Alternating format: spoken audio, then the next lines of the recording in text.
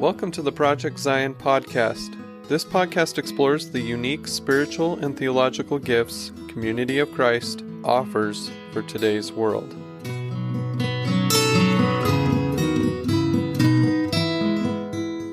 So a warm welcome to this Grounds for Peace podcast, a series that is part of Project Zion. Today we're asking the question, what is the significance of Nakba Day for Palestinians and peace in the Middle East? In our conversation today about Israel-Palestine, it's very important we start by defining what we mean by Zion. Zion has different meanings for different groups. So I want to explain what Zion means for Community of Christ. Community of Christ is a religious movement that began in 1830 in the United States. Zion was the kingdom of God on earth, a reality of justice and peace. And today we might say that Zion is the renewing and greening of the earth to bless all generations. It's about embracing the worth of all persons, no exceptions, and working to end all oppression, including racism, bigotry, sexism, poverty, and war. So we want to be clear about our understanding of Zion so you're comfortable, because it's a loaded term. If we were to use biblical language, Zion, as I said, is the kingdom of God on earth for the blessing of all people. So Zion is a term we began using before Jewish or Christian Zionism meant a return of the Jewish people to Israel, to the Holy Land. However, we were also affected by Christian Zionism, something we're now repenting of because it's led to the marginalization and oppression of Palestinians. I'm your host, Andrew Bolton, currently living in Leicester, England, one of the most pluralistic cities in the world, and the only city in Europe with a non-white majority. Today's Grounds for Peace episode is a collaboration with our International Peace and Justice team for Community of Christ. And we're working for a just peace in Israel-Palestine, guided by our church's World Conference resolution of 2016. So let's get down to the big question before us. What is the significance of Nakba Day for Palestinians and peace in the Middle East? So Bilal Al Issa is a third-generation Palestinian living in Denmark, a board member of the Danish House in Palestine, DHIP. Did I get that right? Yes. Thank you. And then Daniel Bannoura, a Christian Palestinian from Bethlehem, born in Jerusalem, currently working, intriguingly, on a PhD on the Qu'ran at Notre Dame in the United States. So Bilal and Daniel, a very warm welcome to both of you. Thank you so much for being here. So Daniel, perhaps we could start with you. Can you please explain what is meant by Nakba and what happened to Palestinians in 1947 and 1948? Thank you, Andrew. It's such a pleasure to be here with you and to share the stage with Bilal as we talk about the Nakba and the Palestinian narrative. This is an essential part of the Palestinian story, the Nakba, that is. For the most part, in the West, the story of the Palestinians, their evictions and their ethnic cleansing of the Palestinians and the suffering that they have gone through has been largely ignored, and if not whitewashed and justified by the media, by the political system, by even religious communities as well. So having these conversations are fundamental, I think, and important if we want to think about peace and think about justice and think about the end of the conflict and the violence in Palestine as well. But yes, we have to start from the beginning to try to understand what is happening today. And actually, a lot of what is happening today, a lot of the reasons for the persistence of the conflict, the kind of the complex and convoluted reality that we have right now in Palestine, Israel, goes back to the Nakba, goes back to that event.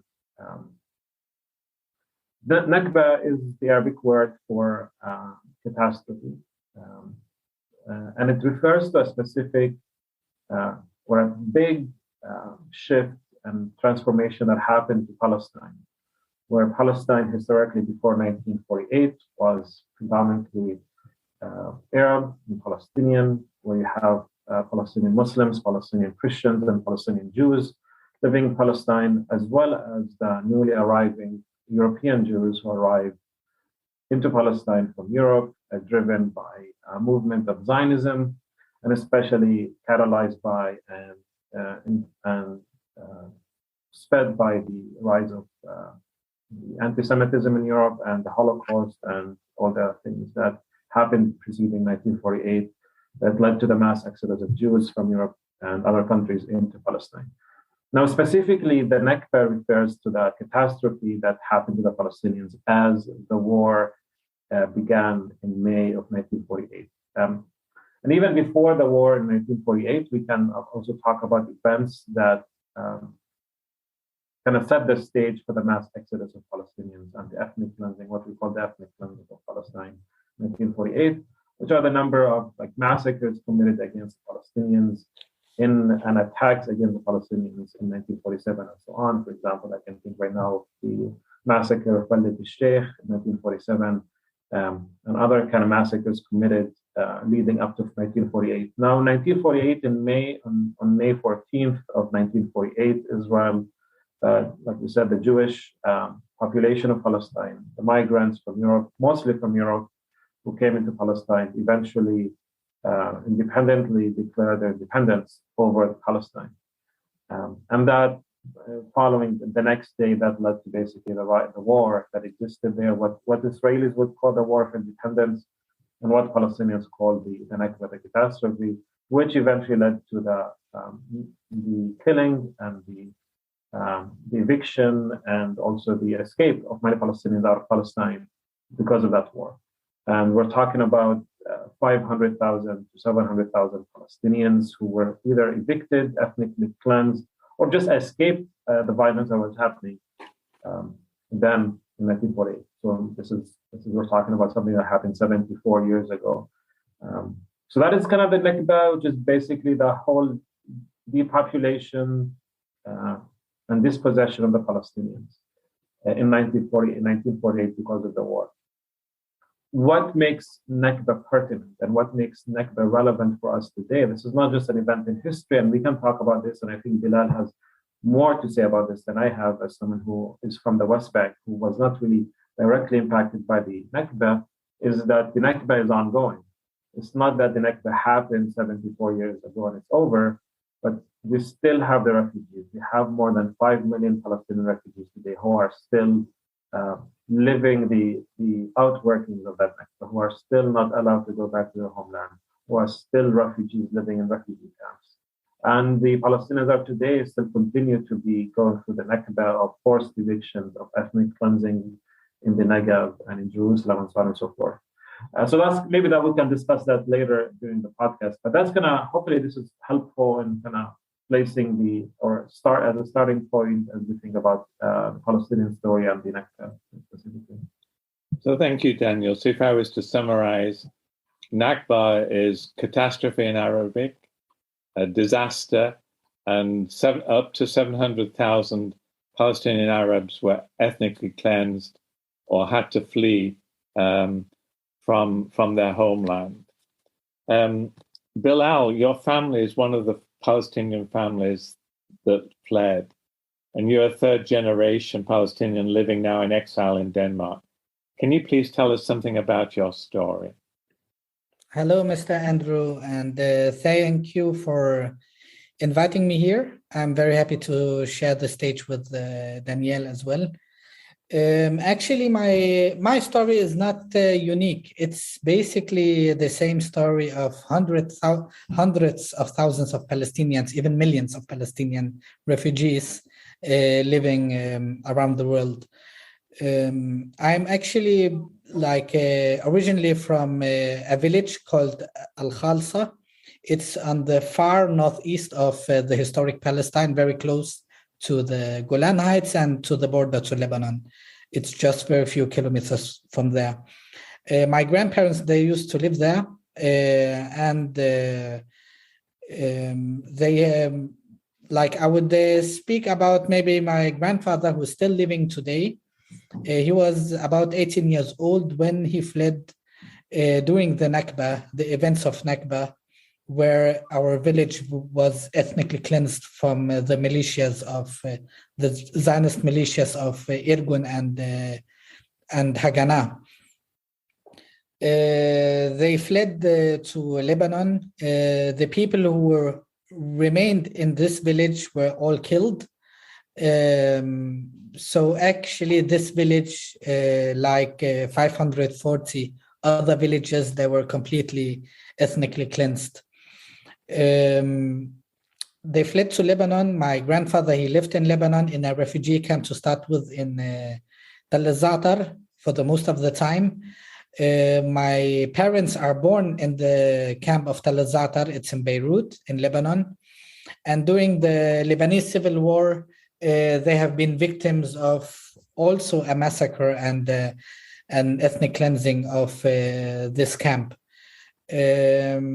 After that, they moved to different places in Lebanon, and they ended up in Shatila refugee camp.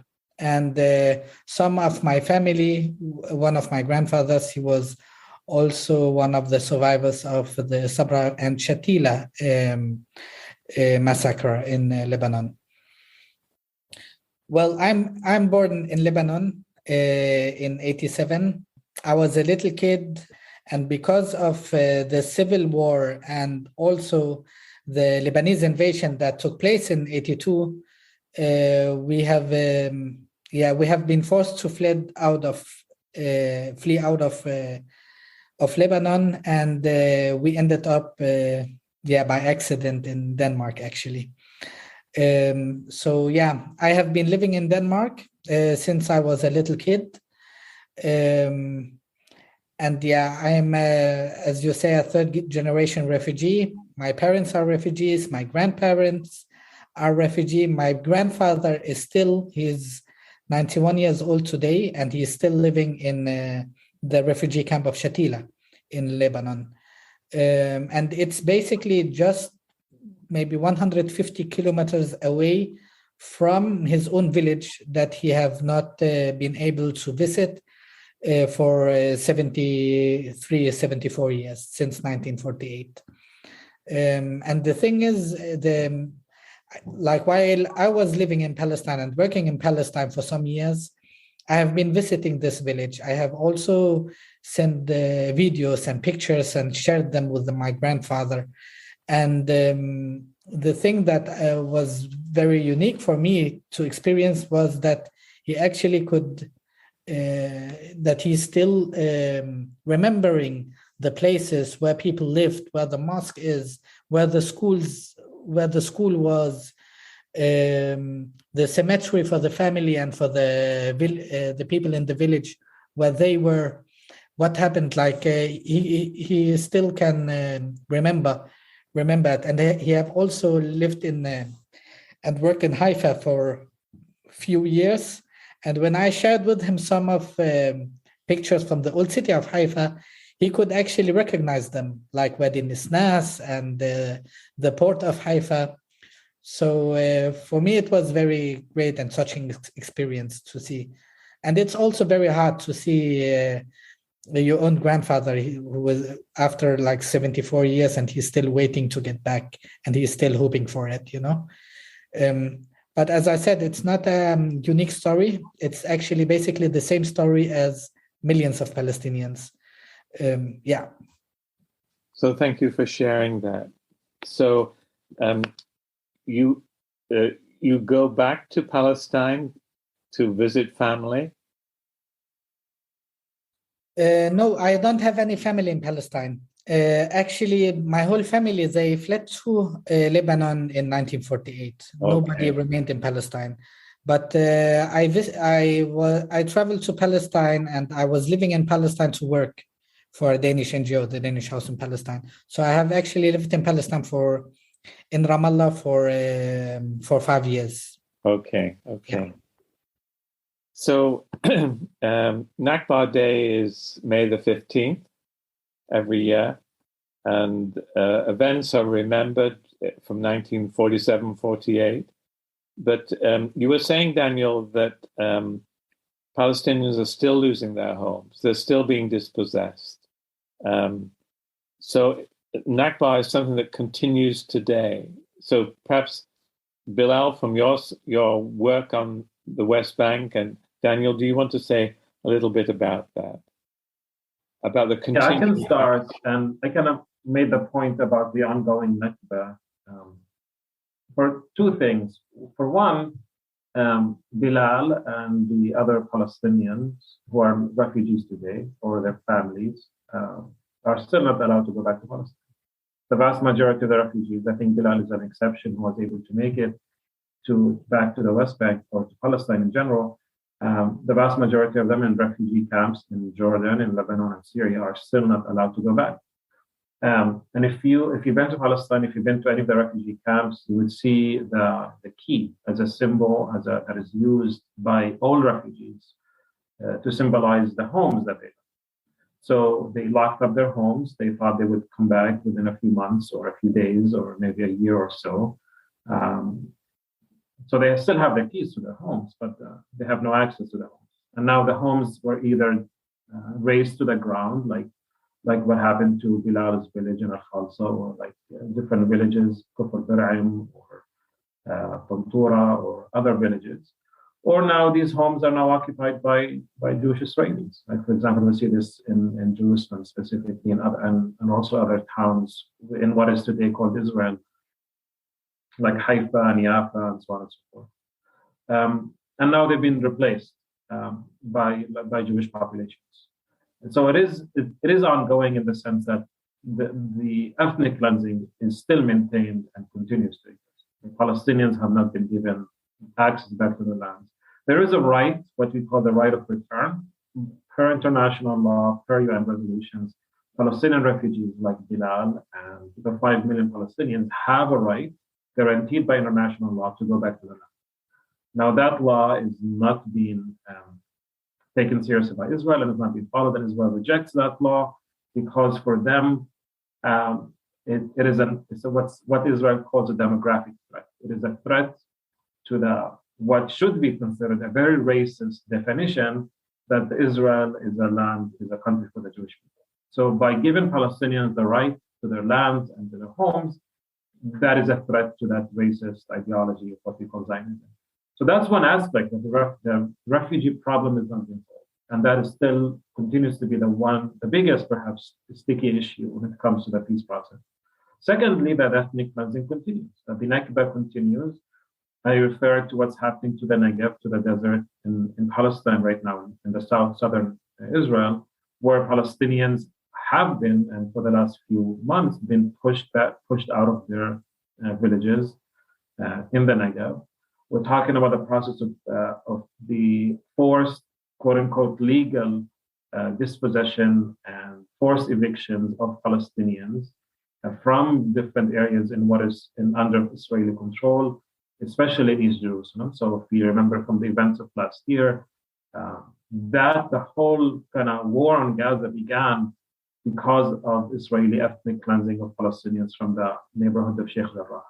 And that continues in Silwan, continues in many areas around East Jerusalem, and especially also in the Old City, where there's a legal effort and also a financial effort by Israel to de-Arabize parts of Jerusalem by forcing the Palestinians out legally by following some kind of legal, gymnastics and procedures that Israel follows in its court, and also by financial incentives to basically incentivize Palestinians to sell their property, basically, and pushing them out and then replacing the Palestinians with Jewish settlers.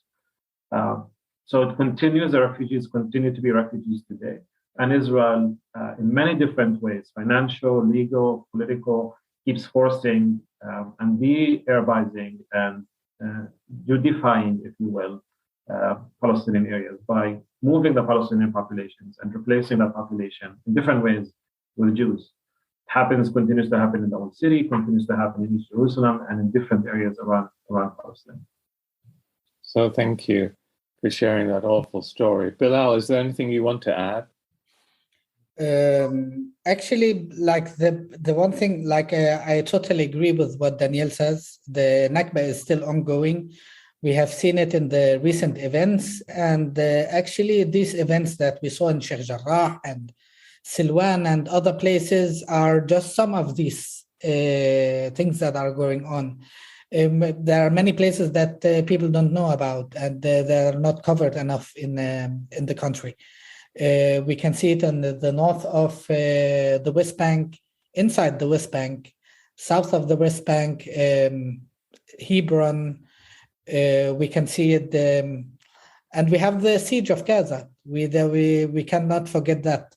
This way to to sanction, like by a collective punishment, sanction a whole people of a population of 2 million people, civilians in Gaza, by starving them to death. It's it's horrible, you know.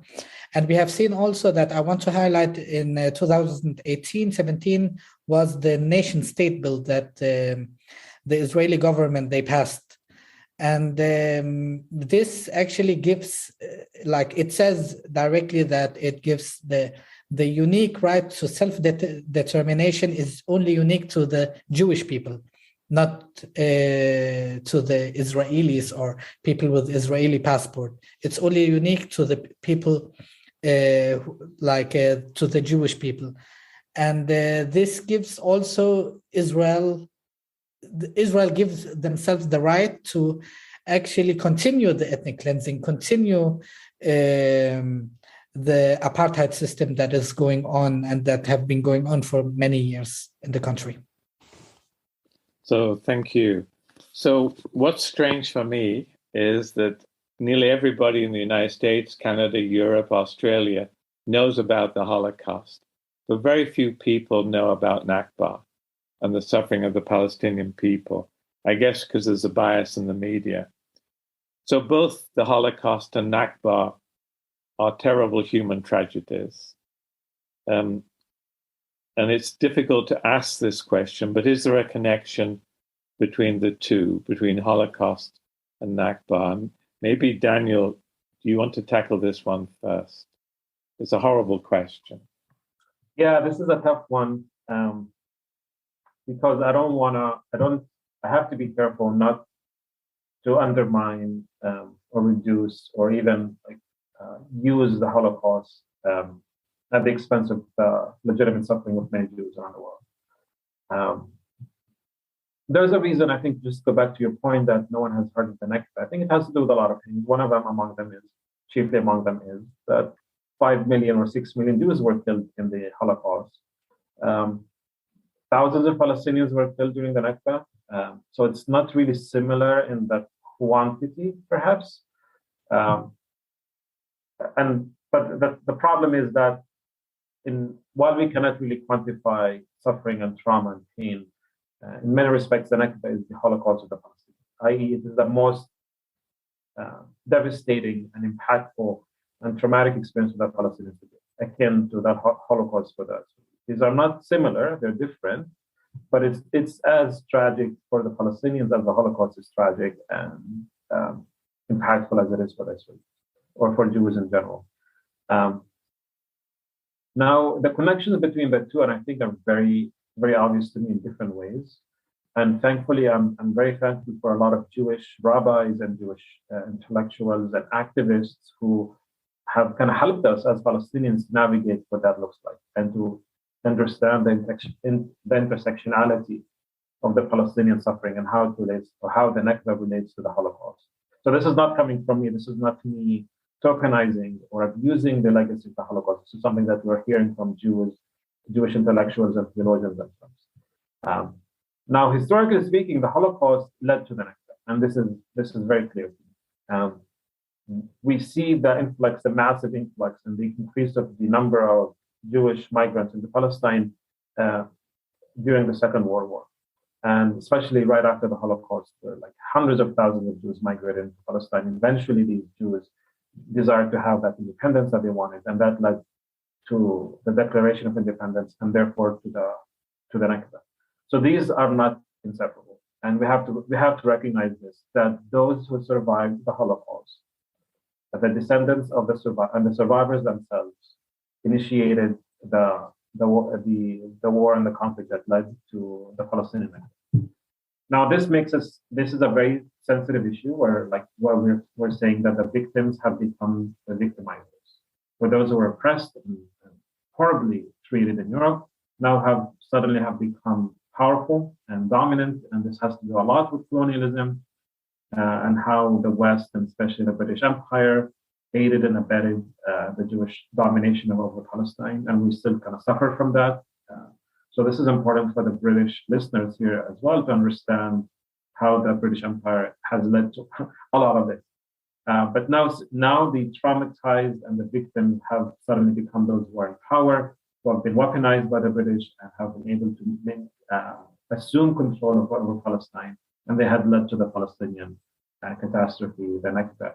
And it is the descendants of the Holocaust, for the most part, who led the massacres committed, Deir Yassin and the other kind of villages that were ethnically cleansed, and the massacres of Palestinians.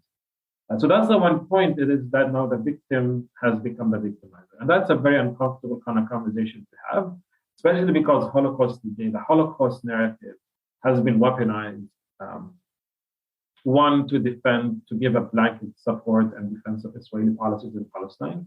So whenever Palestinians have spoken up against Israeli aggression, and they have been continuously compared to the Holocaust and the suffering of the Jews, and the memory of Jews have been used to silence and to character assassinate and to vilify Palestinian activists and those who are standing with Palestinians. So that is kind of the tragedy, that the Holocaust has become a weapon.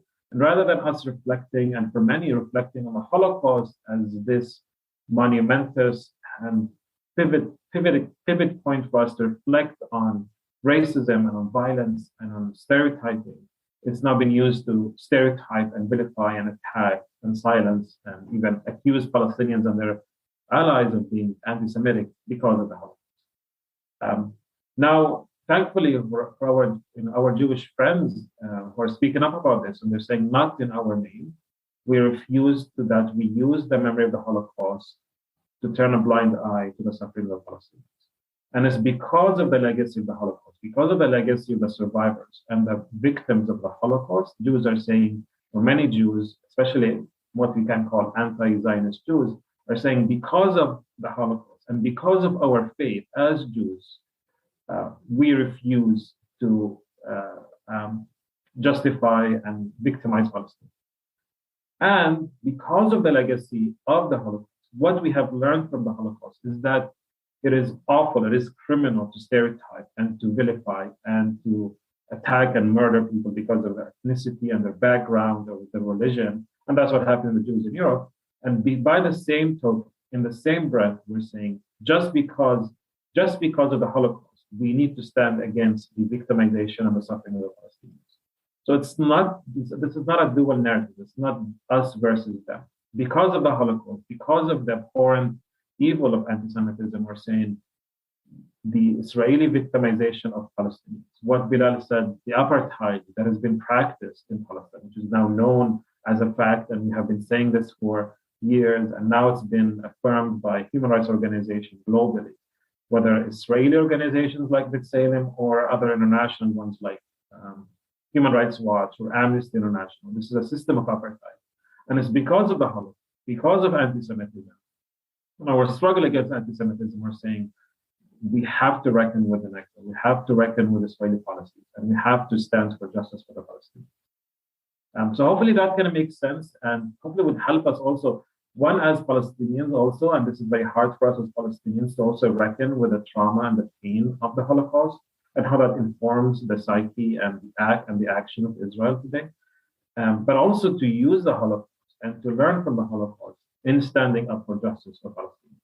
And this is where Jews and Palestinians come together in their defense of rights and equality and justice for the Palestinians, as well as security and rights for the Jews, whether in Palestine, Israel, or also globally. So the intersectionality is there.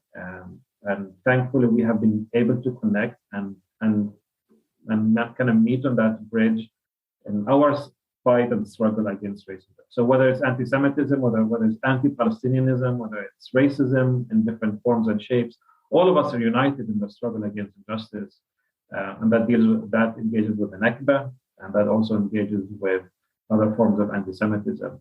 And both of us are united in that. We should be at least united, that not in our name, and we need to stand against racism in any way, shape, and form it comes. So thank you, Daniel. Is there anything you want to add, Bilal? No, I think it's very well covered. Like I would say that for the international community, it's actually the responsibility to stand up for any people who get oppressed. They didn't stand up for during the Holocaust because it took place actually in Europe, but we have seen that they stood up against the apartheid regime in South Africa. And right now we are actually seeing that the international community and the governments are standing up for the Ukrainian people. And this is actually a very good example that boycott and sanctions is very effective, and it could be very, very effective and could lead to results. This is actually a textbook example of BDS campaign, what is happening against Russia. So I think that, and when we are comparing like Ukraine with Palestine, Ukraine, it's just a few months ago that the crisis started. But the Palestinians have been living under this occupation and oppression for 74 years. So we have, as Europeans, as the international community, there is a very big responsibility towards the Palestinians and towards any people who get oppressed. So what I'm hearing in a way is you're saying human rights for all people, without exceptions. Of course, without exceptions. Both of you are saying that. So for our listeners, the Amnesty International report that compared the occupation to apartheid was published the 1st of February this year, and it's going to be in the program notes, so you can look it up. And there's an executive summary of that, so you don't have to read the whole report to sense Amnesty's human rights criticism of what's happening to Palestinians at this time. Daniel, it's a surprise to perhaps many of us that there are both Muslim and Christian Palestinians. Here you are, born in Jerusalem, lived and grew up in Bethlehem. Bethlehem, by the way, is where my wife and I became engaged. So we're part of this story. So can you please tell us something about the continuing presence over centuries of Palestinian Christians? Thanks for the question. Of that, sorry. Yeah, no, that's very good. Just a quick point that if it's surprising, why it is surprising that we know about Arab Christians or Palestinian Christians. This has to do with very ignorant, naive understanding of the East. It has to do with colonialism or with Western imperialism, where the West sees itself in opposition to the East, and the East is conceived or imagined to be Muslim or to be Arab or to be violent. And so when you talk about Arab Christians or Palestinian Christians, like, we complicate the story. And in the West, in the kind of colonial Western imagination, it's you would rather have it simple. It's black and white. We are the good guys. These are the bad guys. So a lot of that ignorance is coming from that imperial colonial mentality of us versus them. Now, it should not be surprising. Like, it should not be surprising that there are Palestinian Christians or that we have Arab Christians. Actually, we have had thriving and incredible communities of Christians living in the Middle East since the beginning of Christianity. And actually, I say this rhetorically, but I am a descendant of the Church of Pentecost, the Church of Jerusalem in Acts. That the church, the Palestinian church, from Jerusalem was the first church. And we continue, and we had been, and we continue to be the descendants of the first church of Pentecost. And Christianity, if anything, is an Eastern religion. It began in Palestine and spread. And my ancestors are those who shared the gospel with, Western, your ancestors in the West. Because actually Christianity comes from Palestine. And it should not be surprising to anyone that there is a church in Palestine, or in Egypt, or in Lebanon, or in Syria, or in Iraq. And these countries continue to have very important Christian communities. Now, since, and maybe perhaps, I guess my religious identity relates to the Nakba identity, to the Nakba event, insofar as Palestinian Christians used to be 10% or 11% of the population of Palestine in the early 20th century.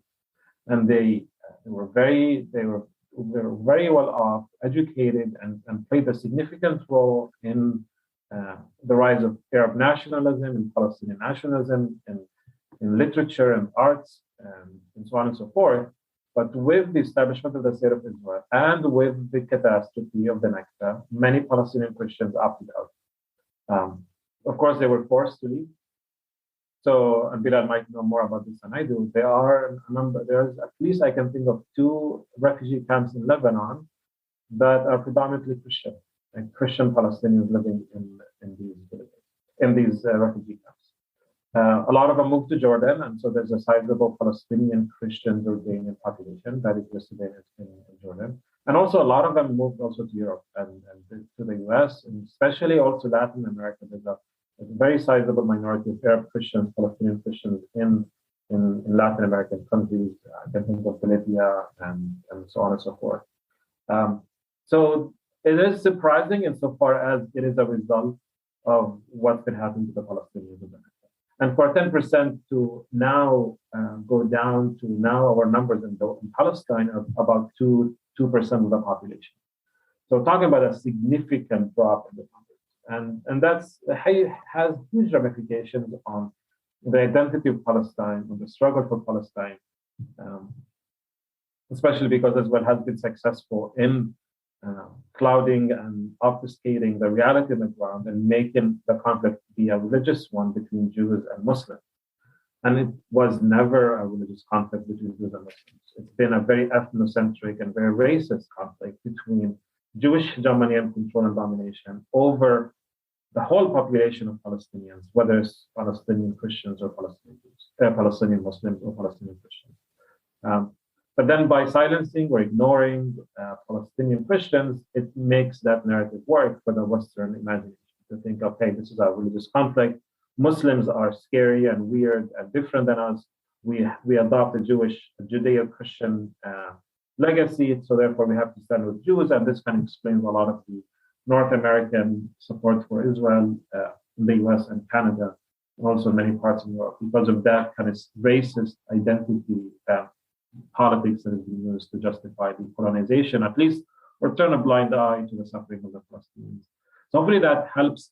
Also, there's a bit of Christian Zionism that plays a role in this, and how Christian Zionists have been trying effectively to paint that narrative as well, and to force that biblical interpretation to frame the conversation and the conflict in terms of Old Testament tropes, a conflict between Isaac and Ishmael, a conflict between Arabs and Jews, and by doing so, they kind of ignore the presence of a Palestinian Christian. But that's also another kind of messy kind of forms to deal with. And I would just kind of finish here briefly. Maybe I'm spending too much time on this. Israel just announced, I think, a few days ago, like 2 days ago, that they would want to limit the participation of Christians, Palestinian Christians, in Easter celebrations in Jerusalem. I think they limited the number to 500 Christians who were able to actually go into the church for Passion Week, for Good Friday and Sunday, and so on and so forth. And the church has spoken out against this, so they refuse this kind of way to control worship and celebration of Easter. So this is kind of one more example of how the conflict or the struggle, the Palestinian struggle, has to be framed in terms of racism and apartheid against against Palestinian Christians and against Palestinian Muslims. So thank you, Daniel.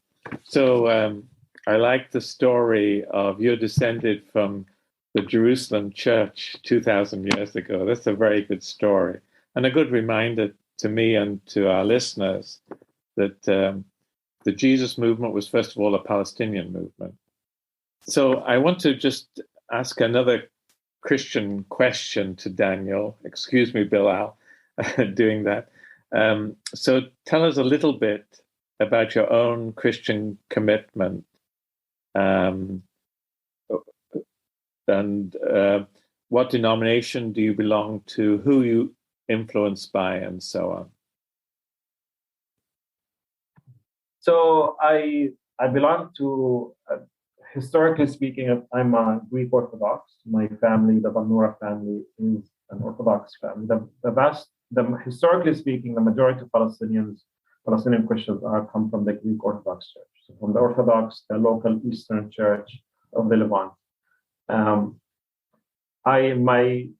As of now, I identify as Protestant. My father is a Baptist pastor.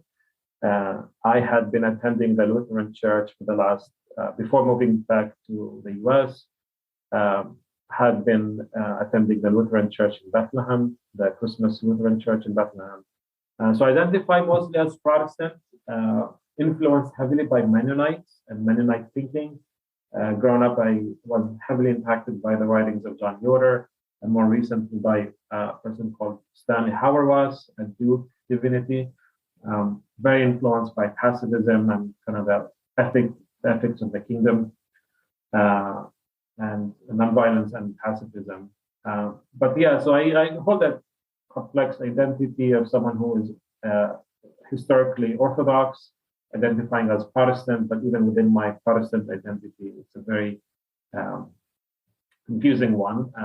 I'm very interested in the ecumenical conversation about unity of the church and how we find in our diversity ways for us to unite together and celebrate the beauty and diversity of the faith versus adopting a very specific ecclesial or denominational kind of identity up and against other ones.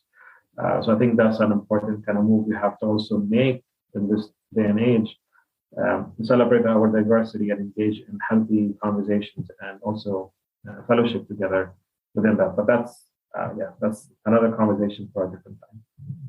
So thank you. So I like the fact you're influenced by the Anabaptists, this pacifist movement, this historic peace church. And I've been to Jewel and I went to a Lutheran service in a Lutheran church in the Old City in Jerusalem. And it was a wonderful sermon. So we were really inspired by that. Let me move us on now to talk about political scientists like Samuel P. Huntington, who in the 1990s wrote about the clash of civilizations. This includes a clash of religious cultures. So according to this perspective, Israelis and Palestinians can never have peace because of the ancient and unresolvable tensions between Jews, Muslims, and Christians in the Holy Land. Is this true? Is this conflict about religion? Bilal, do you want to start this easy question? Absolutely not. This is actually like when we look at what's happening, we are seeing forced displacement of Palestinians. We are seeing the ethnic cleansing. We are seeing the status quo, where we see a situation where Jewish-only housing, Jewish-only roads, color-coded license plates. We are seeing people who are actually fighting for basic human rights. They are fighting for the right to the access to water, the right to access to electricity, the right to have a free movement, for the freedom of movement in their own country. We are it's actually a military occupation that the fight is about. It's nothing to do with religion. And I can tell you, if I was living in a house and my own brother, who was a Muslim, who would come and kick me out from my house, I would resist. I would struggle against him. And I will try to kick him out again in order to get my own right. So it's nothing to do with religion. It's just, in my opinion, just by accident that it's actually between some Jews, some, not all of them, because most of the Jews are not Israelis. We have many other Jews living all around the world, And we have also, in the Israeli army, we have also Arabs with Muslim background doing military service in the Israeli army. And we as Palestinians, we consider them as enemy, because they are actually helping the occupiers to oppress us, So it's not about religion. I can understand why the Zionist movement tried to promote this cause as a religious fight and a religious disagreement, if we can say, because if we read the Independence Declaration of the State of Israel, it was only about religion. It was only about the Jewish people, the promised land, and that they are coming back after 2,000 years.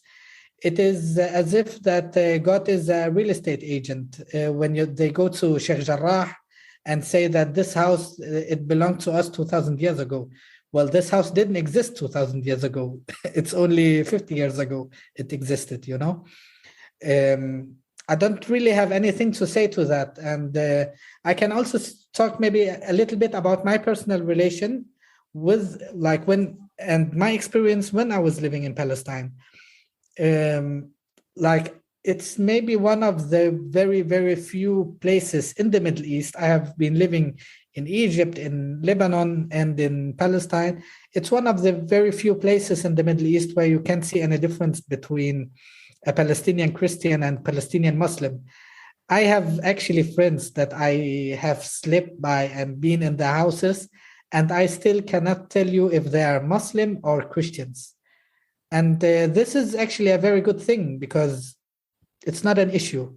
We see each other as humans, and what connects us is actually our love for Palestine and the human values. So thank you. And I think you would agree with Bilal on this, Daniel, right? That it's not about religion. You said that once to me. It's about the occupation, about the military occupation. So let's. Yeah, for sure. I mean, I think this is very evident. Israel would like to.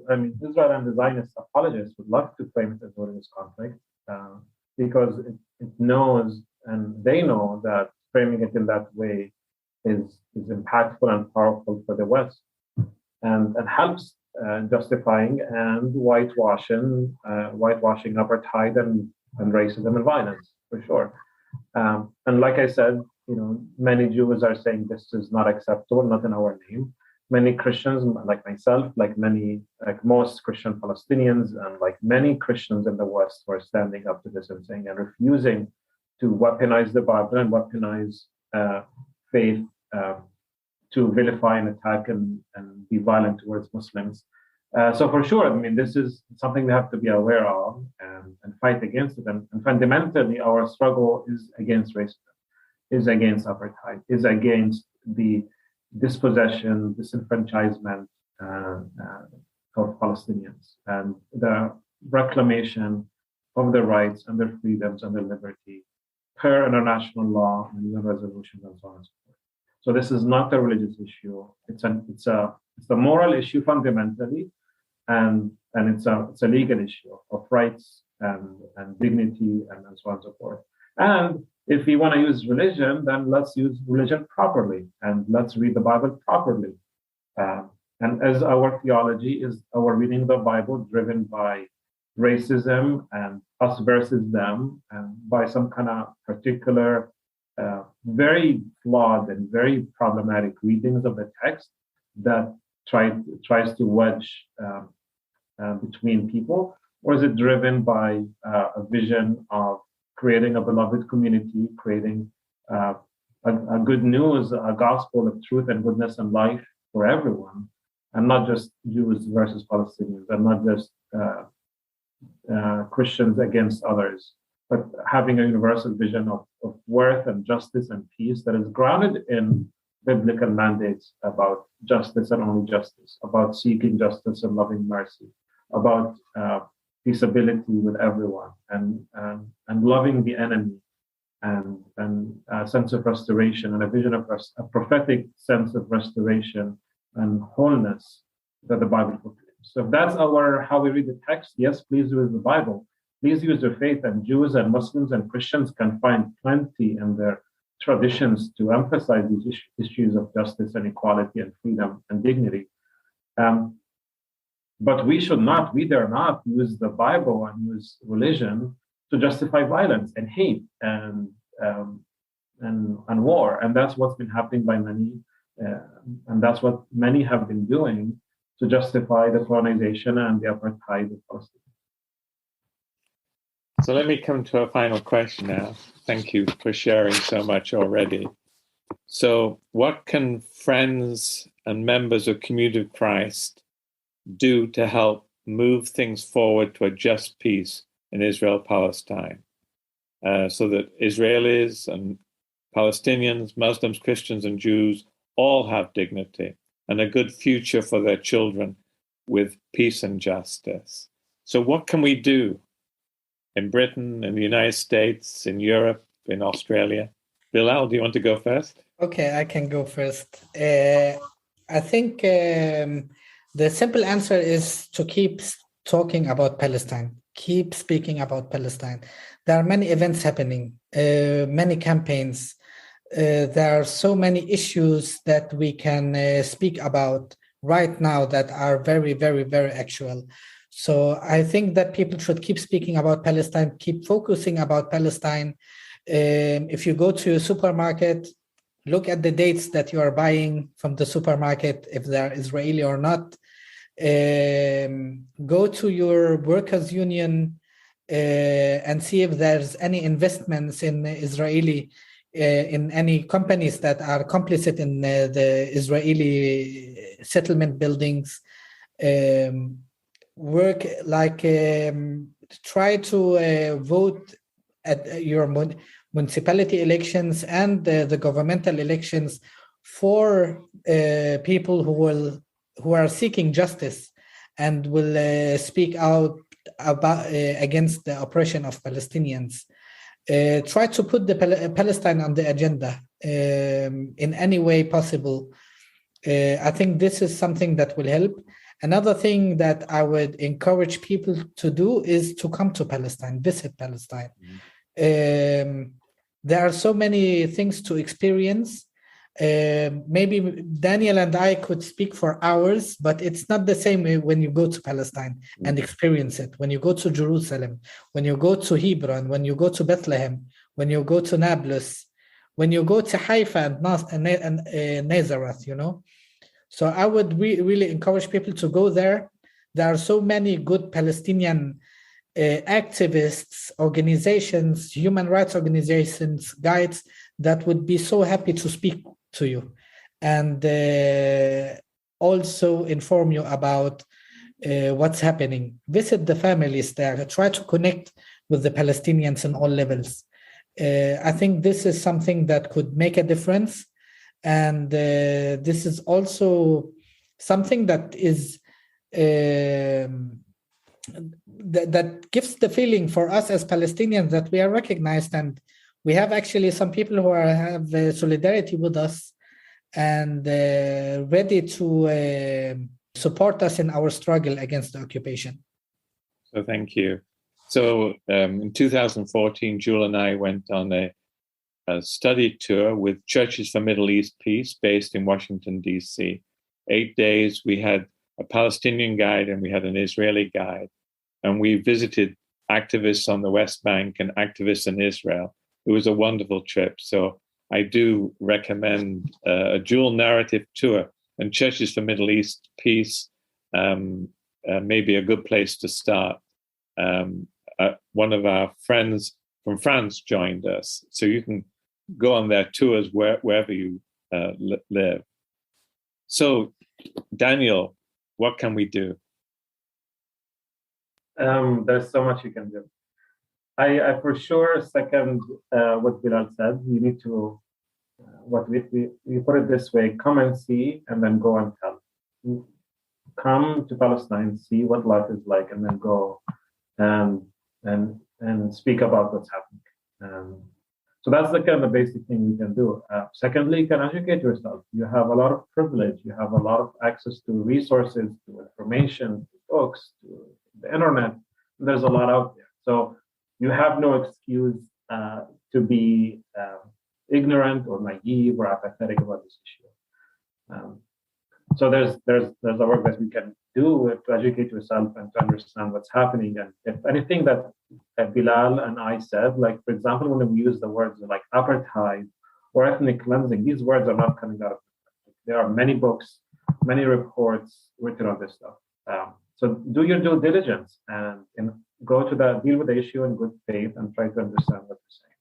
So come and see, educate yourself, and also use your resources, whether financially to support Palestinian organizations. Bilal mentioned some.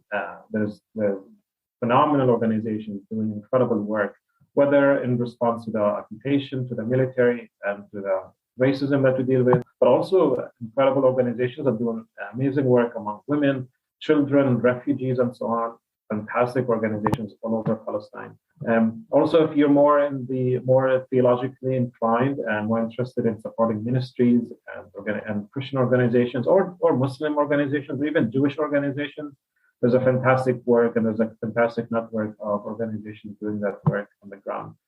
And lastly, I would say you need to examine your theology. You need to know, you need to reassess how you read the Bible and how you have been using the Bible. And if you've been using the Bible to justify violence and to turn a blind eye and to whitewash the suffering of the Palestinians, I think, and if you're using the Bible to do so, I think you need to stop a bit and re-examine these presuppositions and these kind of exegetical moves you're making, and try to read the Bible in a way that actually brings about life and goodness and justice, rather than a continuation of the hurt and the suffering and the trauma of the Palestinians. So there's a lot that we can do. And then on the more activistic way, or the activist way, write your representative, go on demonstrations, connect with Palestine-focused organizations in North America or wherever you are, and educate your church, members about what's happening. Influence the public discourse about this issue. So much that can be done.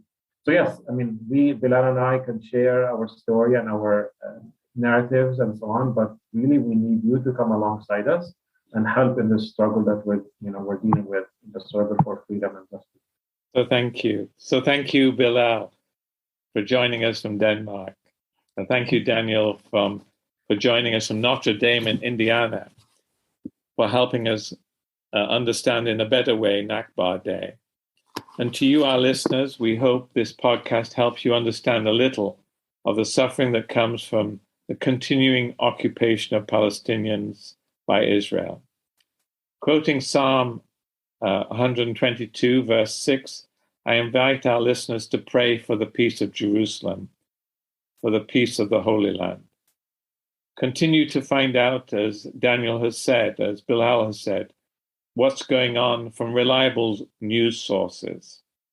And perhaps one book I might recommend is The Other Side of the Wall, a Palestinian Christian narrative of lament and hope by Muntha Isaac, who's academic dean of the Bethlehem Bible College in Palestine and director currently of the Christ at the Checkpoint Conference. I'm currently reading that book, and details of the book are in the notes for this podcast.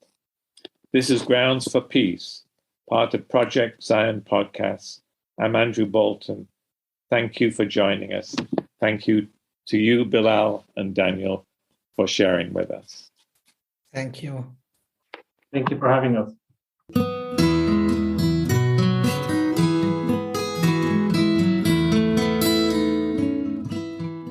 Thanks for listening to Project Zion Podcast.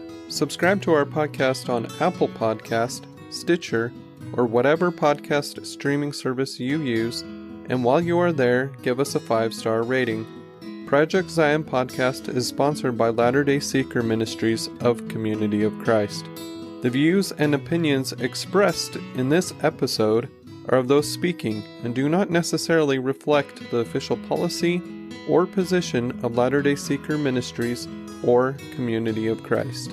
The music has been graciously provided by Dave Hines.